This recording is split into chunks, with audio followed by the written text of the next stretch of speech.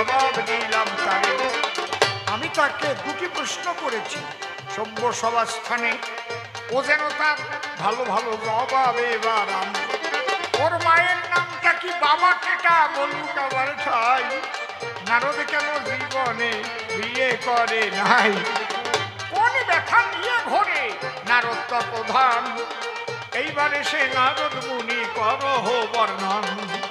তোমার কথা শুনতে পাবে যত ভক্তগণ, সেই অজানা তথ্য তুমি করো নিষ্কাশন।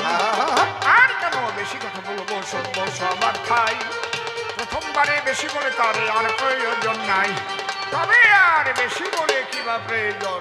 প্রত্যেকটা জবাব আমি করেছি অর্পণ, একটারও জবাব দিতে বাকি রাখি নাই।